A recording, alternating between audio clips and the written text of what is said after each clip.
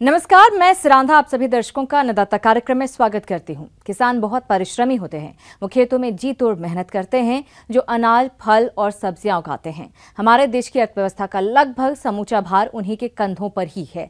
ऐसे ही भारतीय किसानों को खेती बाड़ी से जुड़ी हुई बहुत सी नई, रोचक और लाभकारी जानकारियां देने के लिए हर रोज सुबह हम आपके साथ आते हैं। तो चलिए कार्यक्रम शुरू करने से पहले देखते हैं क्या है आज के अन्नदाता में। आज कृषि केवल जीविका का साधन ही नहीं बल्कि एक व्यवसाय का रूप ले चुकी है। इसलिए आज के समय में किसान कम समय और कम जगह में कृषि सह व्यवसायों को अपनाकर अच्छी आय अर्जित कर रहे हैं। इसी के तहत आज हम बात करेंगे शिटाके और मंकी हेड मशरूम के बारे में। तो आप शिटाके और मंकी हेड मशरूम का उत्पादन कैसे करें, आइए जानते हैं खुम्ब अनुसंधान निदेशालय सोलन के निदेशक डॉक्टर वीपी शर्मा से। शिटाके मशरूम दुनिया में इस वक्त की अगर बात करें तो सबसे ज़्यादा पैदा होने वाला मशरूम है और जो दुनिया में कुल पैदावार होती है जो कि लगभग 40 मिलियन टन यानी कि 400 लाख टन के करीब मशरूम पैदा होता है, उसमें से जो 21% योगदान है वो सिर्फ इस शिटाके मशरूम का होता है। इस मशरूम को कई बार जापानीज़ मशरूम के नाम से भी जानते हैं या फॉरेस्ट मशरूम के नाम से भी जानते हैं, क्योंकि ये मशरूम जापान में बहुत पॉपुलर था बहुत लंबे टाइम तक। अब भी जापान में काफ़ी पॉपुलर है और चीन में भी इसकी बहुत ज़्यादा पैदावार होती है। भारतवर्ष में भी इस मशरूम की खेती पिछले कुछ वर्षों से शुरू की थी। शिटाके मशरूम, जिसे जापानीज और फॉरेस्ट मशरूम के नाम से भी जाना जाता है, इस मशरूम का हमारे जो किसान भाई उत्पादन करना चाहते हैं वह किस तरह से करें इसकी खेती, आइए जानते हैं। खेती करने के तरीके हैं, दो तरीके हैं इसके। एक तो वुड लॉग्स के ऊपर यानी कि पेड़ों के जो तने होते हैं उनके टुकड़े काटे जाते हैं, 3-4 फुट का टुकड़ा बना करके उसके ऊपर बिजाई करते हैं, ड्रिलिंग करते हैं, उसके ऊपर बीज को मिक्स कर देते हैं। फिर इन स्टैक्स को हम स्टोर करते हैं, कुछ टाइम के लिए स्टैकिंग कर लेते हैं। 7-8 महीने में उसका बीज फैलता है उसके अंदर इनके ऊपर, और फिर स्टैक्स को खड़ा कर देते हैं और इसके ऊपर से मशरूम निकलना शुरू होते हैं। इस तरह से जो वुड लॉग्स होते हैं 5-6 साल तक फिर पैदावार देते रहते हैं। लेकिन इस मेथड से मशरूम को पैदा करना थोड़ा मुश्किल है, क्योंकि एक तो कई कॉन्स्ट्रेंट्स हैं। एक तो पेड़ों की अवेलेबिलिटी होनी चाहिए, दूसरा हम इसको ओपन में कर सकते हैं क्योंकि जो पेड़ के जो लॉग्स होते हैं उनको बाहर ही रख पाएंगे। अब इस वजह से जो एक और मेथड इसमें इजाद किया गया है वो है सिंथेटिक लॉग मेथड। इसमें लकड़ी का जो बुरादा होता है, विशेषकर जो चौड़े पत्ते वाले पेड़ होते हैं उसकी लकड़ी का बुरादा लिया जाता है और उस बुरादे को पानी में भिगोया जाता है पहले, और लगभग 17-18 घंटे भिगोने के बाद जब उसमें मॉइस्चर कंटेंट लगभग 55% के करीब करीब हो जाए, उस वक्त इसमें चोकर या राइस ब्रान उसके अंदर मिक्स करते हैं 20%, और उसके बाद इसको पॉलीप्रोपाइलिन बैग में लगभग 1 किलो से लेकर 1.5 किलो के हिसाब से भर देते हैं। उसके ऊपर प्लग से बंद कर देते हैं, कॉटन प्लग से, और इसकी ऑटो क्लेविंग की जाती है 22 पाउंड प्रेशर पे 1.5 से 2 घंटे तक। जब बैग्स ठंडे हो जाते हैं इंस्टॉलेशन के बाद तो उसमें बीज मिलाया जाता है, इनोकुलेशन की जाती है लैमिनार फ्लो के अंदर, और उसके बाद इसको इनक्यूबेशन किया जाता है। और इनक्यूबेशन में बीज जो सॉडस्ट है उसके ऊपर फैलता है, और पहले जो टेक्नोलॉजी थी इसी टेक्नोलॉजी में सिंथेटिक लॉग में उसके अनुसार लगभग कोई 60 से 65 दिनों में बीज फैलता था। उसके बाद अलग अलग फेजिस से बम्प फॉर्मेशन, फिर इसकी हार्डनिंग होती थी, ब्राउनिंग हो जाती थी, और इन फेजिस के पास होने के बाद इन बैग्स को ओपन करते थे और उनको ठंडे पानी में एक कोल्ड वाटर ट्रीटमेंट दिया जाता था। और लगभग जो पहले फसल निकलती थी कोल्ड वाटर ट्रीटमेंट के बाद 5-6 दिन का टाइम लगता था फ्रूट बॉडी बनने में, जो कि अगले 5-7 दिन में बड़े हो जाते हैं। और पहला जो हार्वेस्ट मिलता था 75 दिनों से लेकर 90 दिन के बाद मिलता था। लेकिन पिछले कुछ सालों से हम इसके ऊपर काम कर रहे थे और हाल ही में हमें इसके ऊपर पेटेंट मिला टेक्नोलॉजी डेवलप करने का। उस टेक्नोलॉजी के मुताबिक जो technology directorate of mushroom research ने खुम्ब अनुसंधान निदेशालय जो कि भारतवर्ष के सोलन शहर में स्थित है, यहाँ पे हमने डेवलप किया।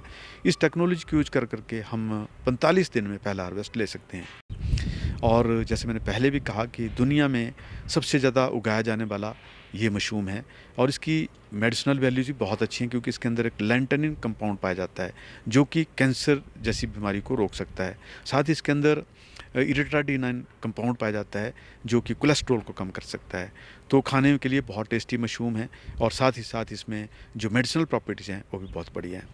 और इसका दाम भी काफ़ी ज़्यादा मिल रहा है, लगभग 400 से 500 रुपये किलो मार्केट में इस मशरूम को बेचा जाता है, जबकि जो बटन मशरूम है वो किसान भाई लगभग 100 रुपये किलो मार्केट में बेचते हैं। तो दाम की दृष्टि से बहुत बढ़िया दाम मिलता है। और जबकि लागत की बात करें तो जो कॉस्ट ऑफ प्रोडक्शन आता है पर केजी, वो लगभग दोनों मशरूम का बराबर जैसे होता है, बहुत ज़्यादा फर्क दोनों में नहीं होता। किसान भाइयों, मंकी कैट मशरूम औषधीय गुणों के कारण स्वास्थ्य के लिए बेहद फायदेमंद है। तो जो किसान भाई मंकी कैट मशरूम का उत्पादन करना चाहते हैं तो वह किस तरह से करें इसकी खेती, आइए जानते हैं। मंकी हेड मशरूम को मेन मशरूम के नाम से भी जाना जाता है, क्योंकि इस मशरूम का जो शेप होता है, जो मोर्फोलॉजिकल इसके फीचर्स होते हैं, वो बंदर के सिर की तरह होते हैं या जो शेर की दाढ़ी होती है उसकी तरह होते हैं, इसलिए इस मशरूम का नाम मंकी हेड या लॉरेंस मशरूम रखा गया है। इसमें दो प्रजाति हैं, एक तो हेरिशियम एरिनेसियस और एक हेरिशियम कोरोलॉइडिस।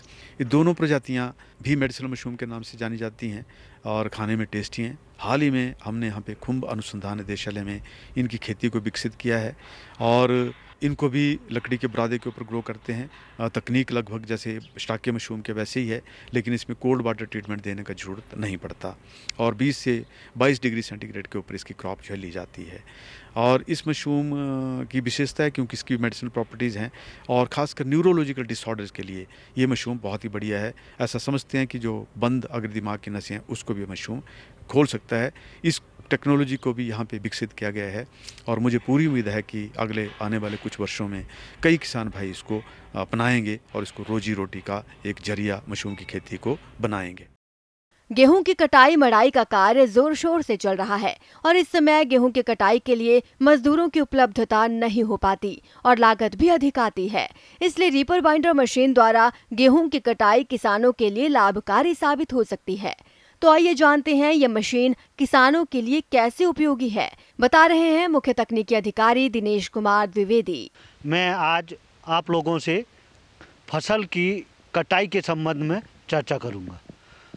फसल कटाई के लिए रीपर, रीपर बाइंडर और सेल्फ प्रोपल्ड रीपर, 3 तरह के रीपर और साथ में ट्रैक्टर से माउंट किए हुए रीपर आजकल प्रचलित हैं। रीपर से जब हम कटाई करते थे या ट्रैक्टर चलित जो रीपर हैं उनमें कटाई करते थे तो हमें तुरंत लेबर की आवश्यकता होती थी, क्योंकि फसल कट तो जाती थी लेकिन उसको उठा करके रखने के लिए तुरंत लेबर की आवश्यकता पड़ती थी। इस तरह से हमने मशीनों में फिर कुछ सुधार किया और रीपर बाइंडर करके एक मशीन विकसित की गई जो 2 तरह के मॉडल में चल रही है। एक सेल्फ प्रोपल्ड है, 3 व्हील की है, जिसको हम 10 HP के इंजन से चला रहे हैं। इसकी 1.25 मीटर कटिंग विड्थ है और हम इससे 1 घंटे में लगभग 1 एकड़ फसल काट सकते हैं। इसके द्वारा काटी गई फसल में रस्सी बांधने के लिए रस्सी की आवश्यकता होती है, जो नायलॉन की रस्सी होती है, और यह एक बंडल में लगभग 1 एकड़ की कटाई की फसल को बांध सकते हैं। हम अपने बंडल में साइज को भी घटा बढ़ा सकते हैं नॉटिंग डिवाइस के माध्यम से। गेहूं और धान खड़ी फसलों में बंडल बनाने में उपयोगी है। इसमें जो डीजल की खपत है वो लगभग 1.2 लीटर प्रति आवर्स होती है। इसके अलावा जो इसका अभी नया इम्प्रूव्ड वर्जन भी विकसित किया गया है जो कि 4 व्हील है। तो अभी चूंकि किसान भाइयों इसको चलाने में थोड़ी सी परेशानी हो रही थी कि 3 व्हील होने के कारण उसको स्टीयरिंग को कंट्रोल करने में थोड़ा परेशानी होती थी और मोड़ने में थोड़ा असुविधा होती थी, इसलिए इसको 4 व्हील ट्रैक्टर रियर माउंटेड दोनों तरह की मशीनें बना दी गई हैं। किसान भाइयों, अभी आपने जाना रीपर बाइंडर मशीन के प्रयोग करने के बारे में। अब बात आती है कि गेहूं की कटाई में रीपर बाइंडर मशीन के उपयोग करने से क्या क्या लाभ हैं, आइए जानते हैं। इसमें सबसे बड़ा लाभ है कि तुरंत मजदूरों की आवश्यकता नहीं पड़ती है और चूंकि गेहूं के लिए और धान की दोनों की फसलों में ही भूसा बहुत उपयोगी है। अगर हम जानवर रखे हैं तो इससे काटने के बाद हम थ्रेशर से थ्रेश करके गेहूं भी निकाल लें और भूसा भी हमारे लिए उपयोगी होता है। दूसरा, हम पर्यावरण को भी बचा रहे हैं और चूँकि छोटी फसल कट करके छोटी फसल रह जाती है तो हमें नुकसान नहीं होता है और हम तुरंत खेत को जुताई वगैरह भी कर सकते हैं। जब हम इसे भाड़े से चलाते हैं तो लगभग 1300 से 1500 रुपये, जैसा कि सीजन है या जैसी फसल है, जैसा मांग चल रही है उसके अनुसार हमें प्रति एकड़ कटाई मिल जाती है। हमने जब सर्वे करने में पाया है कि उन लोगों ने 3.5 से 5 लाख रुपए तक का इसी मशीन से एक सीजन में बिजनेस किया है। किसान भाइयों, रीपर बाइंडर मशीन के उपयोग करने के साथ साथ मशीन का रखरखाव भी जरूरी होता है। तो आप किस प्रकार रखें इस मशीन का रखरखाव, आइए जानते हैं। रीपर बाइंडर में रखरखाव का भी एक विशेष महत्व है।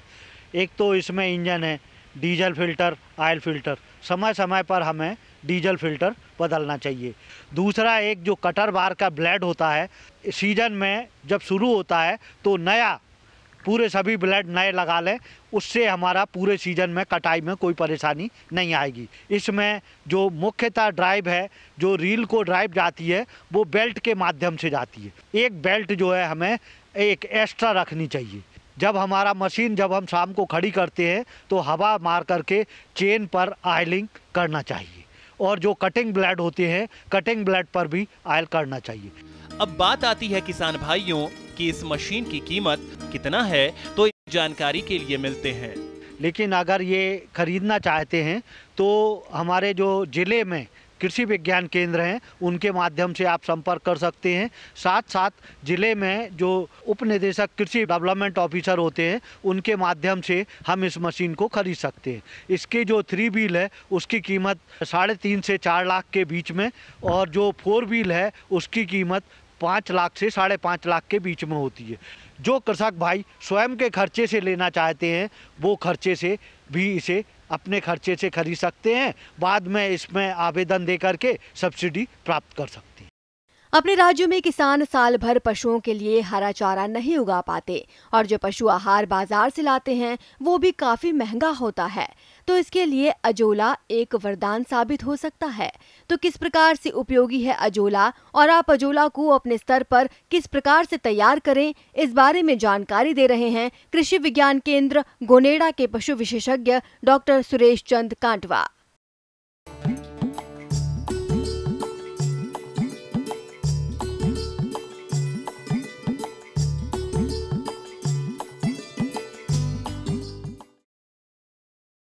किसान भाइयों, अजोला एक पानी पे तैरने वाली फर्न है जो वातावरण से नाइट्रोजन को स्थिरीकरण करके और सीधा प्रोटीन में बदलता है। हम कह सकते हैं कि अजोला एक हरे सोने की खान है जो प्रतिदिन अगर हमारे पशुओं को मिलती है तो दूध उत्पादन 15 से 20% तक वृद्धि हो सकती है। वर्तमान में पशुओं हेतु उपयोगी पोषक तत्वों की उपलब्धता को देखते हुए अजोला को दुधारू जानवरों, मुर्गियों, भेड़, बकरियों के लिए अच्छा पोषक विकल्प कहा जा सकता है। कम समय में अधिक उत्पादन देने के अपने विशिष्ट गुण की वजह से ये हरे चारों का भी अच्छा स्रोत बन गया है। ये अजोला एक पानी पे तैरने वाली फर्न है तो इसके लिए 9 इंच से 1 फीट तक यानी 9 इंच से 12 इंच तक पानी स्थिर भरा हुआ रहना चाहिए। उसके लिए हम खेल बना सकते हैं। हम प्लास्टिक की शीट बिछा के भी 1 फीट गहरा गड्ढा बना के उसमें डाल सकते हैं या हम पक्का कंस्ट्रक्शन करके इसका उपयोग कर सकते हैं। 12 फीट लंबी, 3 फीट चौड़ी और 1.5 फीट ऊंची खेल का हमें निर्माण करना है। फिर सबसे पहले हम इस खेल को भरते वक्त हमें ध्यान रखना है कि पानी कहीं भी इसमें लीच होके यानी कि नीचे नहीं जाना चाहिए, ऐसी व्यवस्था करनी है। पक्का कंस्ट्रक्शन करें चाहे हम तिरपाल से बनाएं। दूसरा ये है कि इसमें आधा इंच से लेके 1 इंच परते जो हमारे खेत की उपजाऊ मिट्टी है यानी कि 6 से 9 इंच तक की जो हमारे खेत की मिट्टी है वो मिट्टी इसमें हमें डालना है। और इतनी बड़ी जो 12 फीट लंबी और 3 फीट चौड़ी खेल है उसमें हमें 15 से 20 किलोग्राम हमारे खेत की उपजाऊ मिट्टी डालनी है। उसके बाद हमें इसमें गोबर की खाद, ताज़ा गोबर डालते हैं तो 15 से 20 किलोग्राम गोबर। अगर हम केचुआ खाद या गोबर की पकी हुई खाद डालते हैं तो हम इसमें 20 किलो 30 किलो तक इसमें डाल देते हैं। डालने के बाद में इसमें हम 9 इंच से 12 इंच यानी कि 1 फीट तक गड्ढे को पानी से भर देते हैं। भरने के बाद में जो एजोला कल्चर है, एजोला पिन्नाटा जो इसकी स्पीशीज है, उसका उपयोग हम करते हैं। उसका कल्चर हम इसके ऊपर डाल देते हैं। जैसे इतनी बड़ी जो खेल मैंने बताई 12 फीट लंबी और 3 फीट चौड़ी, उसमें 1.5 से 2 किलोग्राम कल्चर यानी बीज इसका हम डाल देते हैं। 6 से 7 दिन यानी कि जिस मौसम में टेम्परेचर ठीक रहता है, ठीक का मतलब यह है कि टेम्परेचर 20 से 25 डिग्री सेल्सियस के आसपास रहता है, उस मौसम में ये 7 से 8 दिन में पूरी खेल भर जाएगी। और अगर सर्दी है, टेम्परेचर डाउन रहता है, 20 से नीचे रहता है, तो ये 10 से 12 दिन में जाके भरेगी। दूसरी बात यह है कि ये खेल जो है उसमें से हम 1.5 किलोग्राम जैसे प्रतिदिन निकालेंगे। निकालने के बाद में उसको अच्छी तरीके से 2 बार साफ पानी से धोएंगे और जो पानी है वो उस पानी को उसी खेल में हमें डाल देना है, ताकि उसकी जो पंखुड़ियाँ भी टूटी है वो भी बीज का काम करती है और कभी भी हमारी खेल का पानी का लेवल कभी कम नहीं होगा। और 10-15 दिन के अंतराल पे इसमें 8 से 10 किलोग्राम गोबर की खाद हमें डालते रहना है। वातावरण एवं जलवायु का अजोला उत्पादन पर विशेष प्रभाव न पड़ने के कारण इसका उत्पादन देश के सभी हिस्सों में किया जा सकता है। किसान स्वयं अजोला का उत्पादन कर अपनी आय बढ़ा सकते हैं। अजोला पशुओं के बांझपन में भी कमी लाता है। दूध उत्पादन क्षमता बढ़ता है। अजोला मुर्गियों के लिए सबसे अच्छा चारा माना गया है। अजोला को अधिक सर्दी और अधिक गर्मी को छोड़कर कभी भी उगा सकते हैं। जैसे 5-6 महीने तक कोई दिक्कत नहीं आएगी। उसके बाद में अगर आपको लगता है हल्का सा इसमें कुछ होता है, तो इसका जो पानी है उसको एजोला को इकट्ठा करके टब में डाल लीजिए और पानी है उसका उपयोग आप अपने किचन गार्डन में या आपके जो पेड़ पौधे हैं उनमें देने का उपयोग में लें, क्योंकि इसमें भी पोषक जो तत्व हैं वो पौधों के लिए या किचन गार्डन के लिए बहुत ही उपयुक्त होते हैं, तो उसका भी हमें उपयोग करना है। साथ ही साथ हम अगर बकरी को खिला रहे हैं तो कह सकते हैं कि 250 से 300 ग्राम प्रतिदिन बकरी को खिला सकते हैं। मुर्गी के लिए भी बहुत अच्छा खाना है, लेकिन ध्यान ये रखना है कि ये फीड सप्लीमेंट है, ना कि किसी चीज़ को रिप्लेस करता है। यानी कि हम कह सकते हैं कि हरे चारे को खिला रहे हैं, दाना खिला रहे हैं, सूखा चारा खिला रहे हैं, उसके साथ में सप्लीमेंट के तौर से खिलाते हैं तो बहुत ही अच्छा है, जो दूध उत्पादन और पशुओं की आवश्यकताओं की पूर्ति करता है। साथ ही साथ इसमें फाइबर होने की वजह से फैट भी बढ़ता है।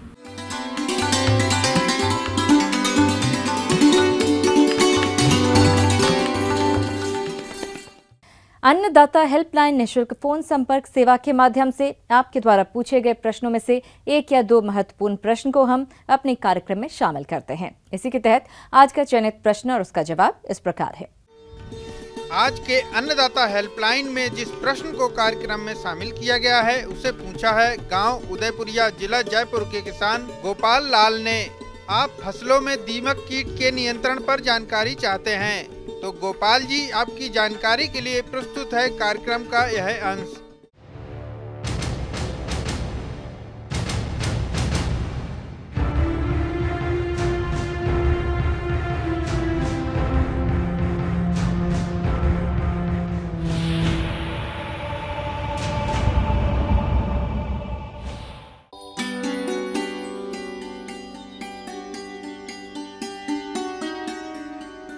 दीमक पॉलीफेगस कीट होता है।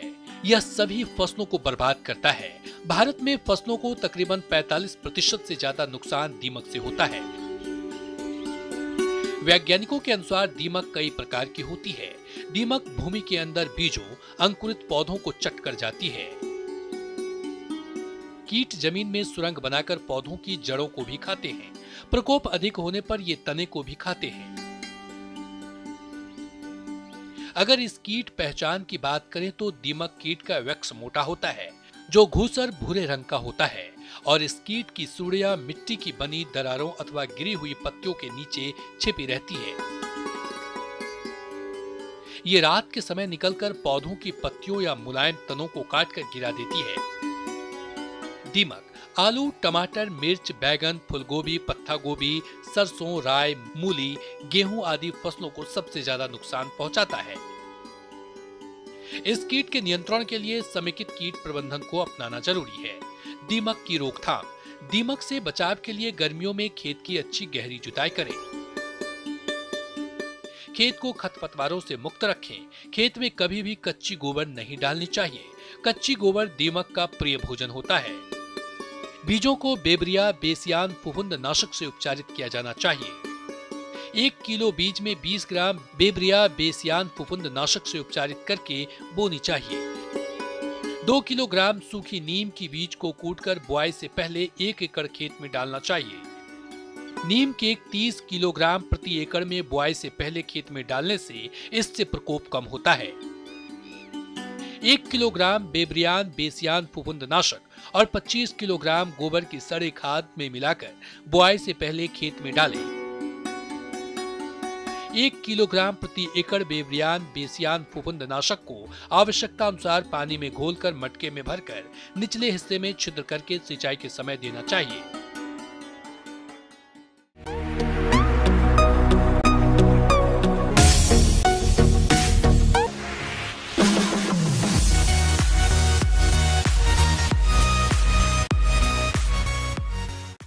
आइए अब एक नजर डालते हैं राज्य की कुछ चुनी हुई मंडियों के प्रमुख फसलों के बाजार भाव पर।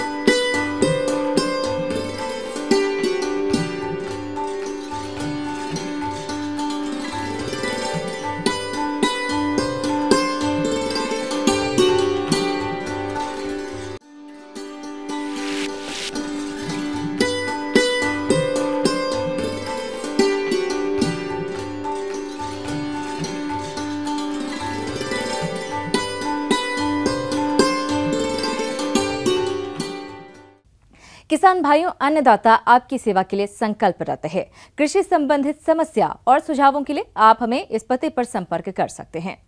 प्रोड्यूसर अन्नदाता, news 18 Rajasthan, Ramoji film city, Hyderabad 501512। साथ ही आप हमें ईमेल भी कर सकते हैं। हमारा ईमेल है p18annadatarajasthan@nw18.com। इसके अतिरिक्त आप हमें निःशुल्क हेल्पलाइन नंबर 180041921555 पर सोमवार से शनिवार सुबह 10 बजे से शाम 4 बजे के बीच संपर्क कर सकते हैं। किसान भाइयों, अब समय हो रहा है आपसे विदा लेने का, तो हमारी पूरी अन्नदाता टीम को दीजिए इजाजत। कल फिर आपसे मुलाकात होगी कृषि संबंधित कुछ और महत्वपूर्ण जानकारियों के साथ। नमस्कार।